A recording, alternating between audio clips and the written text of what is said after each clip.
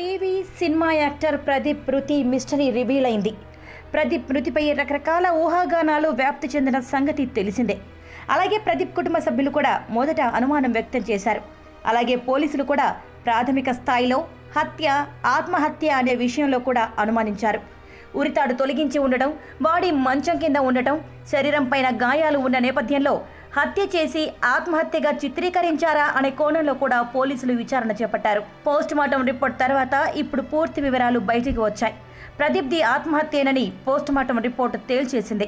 ఆ రోజు రాత్రి బర్త్డే పార్టీ అయిపోయాక మద్యం సేవించిన ప్రదీప్ భార్యతో గత కొంతకాలంగా ఉన్న చిన్న చిన్న గొడవల విషయాన్ని మరోసారి ప్రస్తావించాడు. ఆ సందర్భంలోనే ఇద్దరు గొడవ పడ్డారు. ఆ గొడవ పెద్దదయ్యేసరికి ప్రదీప్ భార్య పావని కోపంగా బాత్రూంలోకి వెళ్లి గడియ పెట్టేసుకుంది. ఆ సమయంలోనే ప్రదీప్ కోపంగా బయట ఉన్న అద్దాన్ని పగలగొట్టాడు. ప్రదీప్ గాయం విషయం తెలుసుకొని పావని బయటికి వచ్చింది. ఆ తర్వాత అదే కోపంతో తన బెడ్రూంలోకి వెళ్లి గడియ పెట్టేసుకున్నాడు ప్రదీప్. మద్యం మత్తులో క్షణికావేశంలో ఆత్మహత్యకు పాల్పడ్డాడు ప్రదీప్. పూర్తి విచారణ తర్వాత పోలీసులు ఈ విషయాన్ని నిర్ధారించారు.